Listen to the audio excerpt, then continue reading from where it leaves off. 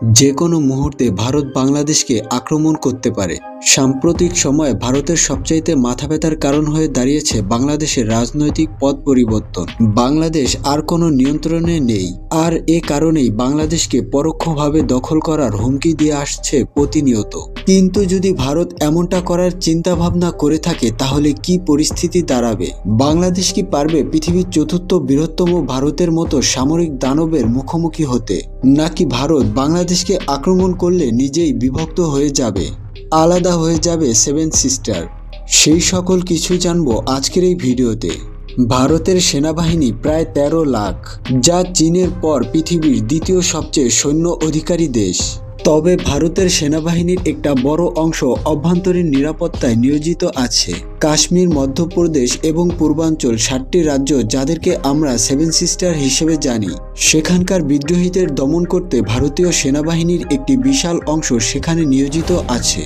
আর তাদের সেখানে থাকতেই হবে, তা না হলে সেভেন সিস্টার সহ বেশ কিছু রাজ্য বিভক্ত হয়ে যাওয়ার প্রবল সম্ভাবনা আছে। অন্যদিকে পাকিস্তানি সেনাবাহিনীর অ্যাক্টিভ রিজার্ভ সবকিছু মিলে সংখ্যায় প্রায় ৭ লাখের কাছাকাছি। যদিও একটি বড় অংশ ভারতকে আক্রমণ করার সুযোগ খুঁজতে মুখোমুখি হয়ে থাকে, আর এতে ভারতীয় সেনাবাহিনীর অন্তত ৮ লাখ সৈন্য প্রয়োজন পাকিস্তান এবং নিজেদের অভ্যন্তরীণ সংকট মোকাবেলা করতে। এখানেই শেষ না, ভারতকে অবশ্যই চীনের অগ্রাসন থেকে বাঁচার জন্য আরও ৩ লক্ষ সেনাবাহিনী চীন ভারত সীমান্তে সবসময় মোতায়েন রাখতে হবে। কিন্তু অবশিষ্ট ২ লাখ সৈন্য নিয়ে যদি ভারত বাংলাদেশকে আক্রমণ করতে চায়, তবে সেটা যেন হবে ভারতের জন্য নিজের পায়ে নিজে কুড়োল মারার মতো। কারণ সামরিক গবেষকরা বলেন, কোনো দেশকে দখল করার জন্য সেই দেশের শক্তির চাইতে ৩ গুণ সৈন্য থাকা প্রয়োজন। মজার ব্যাপার হলো, আপনি যুদ্ধবিমান দিয়ে শত্রু দেশকে শুধু ধ্বংসই করতে পারবেন, কিন্তু দখলে নিতে হলে অবশ্যই আপনাকে সেখানে মোতায়েন করতে হবে। তাই ভারতের ২ লক্ষ সৈন্য দিয়ে বাংলাদেশকে দখল নেওয়া সম্ভব নয়, কারণ বাংলাদেশের সেনাবাহিনীর সংখ্যায় একেবারেও কম নয়।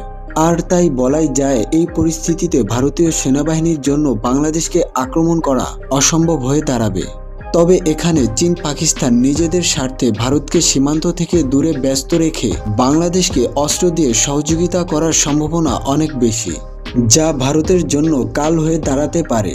কিন্তু ভারতের সক্ষমতা এখানেই শেষ নয়, কারণ তাদের আছে অন্যতম আধুনিক এবং বিশাল শক্তির বিমান বাহিনী।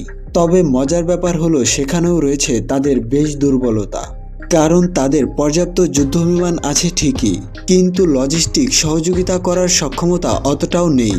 কারণ ভারতীয় বিমান বাহিনীর কাছে 10টি হেভিওয়েটের পরিবহন বিমান এবং 30টি মিডিয়াম ক্যাটাগরির লজিস্টিক বিমান রয়েছে। অথচ ভারতের মতো একটা বিশাল দেশের সৈন্য এবং রসদ মোতায়েন করতে এই কিছু ট্রান্সপোর্ট বিমান কোনোভাবেই যথেষ্ট হবে না। তবে ভারতীয় বিমান বাহিনীর কাছে সব মিলিয়ে 500টি যুদ্ধ বিমান রয়েছে।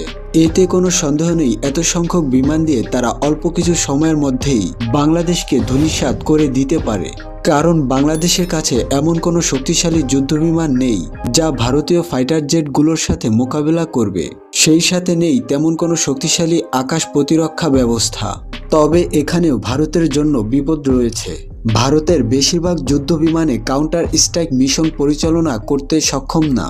ভারতের কাছে আছে 270টি SU-30, এছাড়াও MiG-21 এবং জাগুয়ার ফাইটার জেট। মজার ব্যাপার হলো, এগুলো বর্তমানের আধুনিক যুগের হলেও বেশ পুরনো মডেল। ভারতীয় বিমান বাহিনীর একমাত্র কার্যকরী অ্যাটাক মিশন বিমান হলো মিরাজ 2000 এবং ডাসান রাফায়েল যুদ্ধ বিমান, কিন্তু এদের সংখ্যাও প্রয়োজনের তুলনায় খুবই কম। তাছাড়া ডাসান রাফায়েলের মতো যুদ্ধ বিমানগুলো বাংলাদেশে ব্যবহার করার সুযোগ নেই, কারণ ভারতের কাছে মাত্র 36টি রাফায়েল ফাইটার জেট আছে। এগুলো মূলত চীন পাকিস্তানকে মোকাবেলা করার জন্য প্রতিনিয়ত প্রস্তুত রাখতে হয়। তাই বলাই যায়, ভারতীয় বিমান বাহিনীর জন্য বাংলাদেশে ব্যবহার করা যেতে পারে এমন যুদ্ধ বিমানের সংখ্যা খুবই কম। ভারতীয় বিমান বাহিনী একদিকে যুদ্ধ বিমানের সংকটে ভুগছে, অন্যদিকে পাকিস্তানের কাছে আছে বিপুল সংখ্যক জেট এবং F-16 যুদ্ধবিমান, যার সামনে ভারতীয় রাফায়েল যুদ্ধবিমানও যথেষ্ট কার্যকর হবে না। এদিকে চীনের বিমান বাহিনীর তুলনায় ভারতীয় বিমান বাহিনীর সামরিক শক্তি অনেক পিছিয়ে। সুতরাং 40টি মিরাজ 2000 দিয়ে বাংলাদেশে আক্রমণ করা ভারতের জন্য সম্ভব নয়। ভারতীয় বিমান বাহিনী মাত্র কয়েকটি স্থানে সাপোর্ট দিতে সক্ষম, যা প্রয়োজনের তুলনায় একেবারেই কম। তাছাড়া গ্রাউন্ড স্ট্রাইক মিশনে নিয়মিত যুদ্ধবিমান ধ্বংস হবে, যার ফলে ভারতীয় বিমান বাহিনীর শক্তি ধীরে ধীরে কমতে থাকবে। আর এটাও মাথায় রাখতে হবে যে বাংলাদেশও পরিণত হবে ধীরে ধীরে যুদ্ধক্ষেত্রে, যার ফলে প্রাণ হারাতে থাকবে হাজারো নিরীহ মানুষ। তবে তার মানে এই নয় যে বাংলাদেশের সামরিক শক্তি একদম পিছিয়ে আছে। এখানে বাংলাদেশের মিলিটারি শক্তির দিক দিয়ে যথেষ্ট শক্তিশালী একটি দেশ। তাছাড়া বাংলাদেশের সেনাবাহিনী প্রতিনিয়ত নতুন নতুন অস্ত্র ক্রয়ের দিকে মনোযোগী হচ্ছে। সেই সাথে আপনাকে এটাও মাথায় রাখতে হবে যে বাংলাদেশের সেনাবাহিনী বর্তমান দক্ষিণ এশিয়ার তৃতীয় বৃহত্তম শক্তিশালী বাহিনী এবং এই বাহিনী দেশের যে কোনো বিপদের সময় নিজের সবকিছু দিয়ে লড়াই করতে প্রস্তুত থাকে। এমনকি এটাও বলতে ভুল হবে না যে বাংলাদেশি সেনাবাহিনীদের পেশাদারিত্ব এবং দক্ষতা ভারতীয় সেনাবাহিনীদের চেয়ে অনেক এগিয়ে। কারণ বাংলাদেশ সেনাবাহিনী এখন পর্যন্ত পৃথিবীর 43টি দেশের প্রতিনিয়ত যুদ্ধের অভিজ্ঞতা লাভ করে। বিপরীত দিকে ভারতীয় সেনাবাহিনীদের যুদ্ধের অভিজ্ঞতা আন্তর্জাতিকভাবে খুবই কম। বাংলাদেশ সেনাবাহিনী জাতিসংঘের অধীনে প্রায় একাধিক দেশে সরাসরি যুদ্ধের অভিজ্ঞতা অর্জন করে। এতে তাদের দক্ষতা এবং অভিজ্ঞতা ভারতীয় সেনাবাহিনীদের চেয়ে অনেক বেশি বলা যায়। এছাড়া পেশাগত দক্ষতার পাশাপাশি ভারতীয় সেনাবাহিনী অত্যাধিক অস্ত্রশস্ত্র ক্রয়ের দিকে ধাবিত হচ্ছে। বিশেষ করে বিভিন্ন অগ্রাসন মোকাবেলায় বাংলাদেশ পৃথিবীর বিভিন্ন দেশ থেকে যুদ্ধ ট্যাঙ্ক, যুদ্ধ বিমান এবং অন্যান্য অস্ত্র সংগ্রহ করছে, যা বাংলাদেশের নিরাপত্তা ব্যবস্থা আরও বাড়িয়ে তুলবে।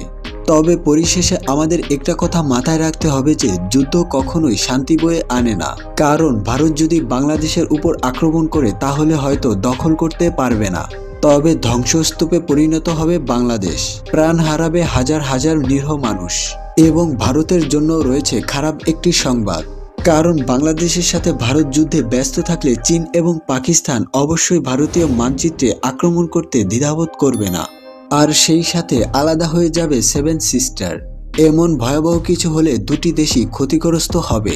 আর তাই প্রতিবেশী দুটি দেশের জনগণের উচিত এমন কোনো উস্কানিমূলক কার্যক্রম না করা, যাতে দুটি দেশের মধ্যে বন্ধুত্বপূর্ণ সম্পর্কের পরিবর্তে শত্রুতা সৃষ্টি হয়। এতে উভয় দেশই ক্ষতিগ্রস্ত হবে।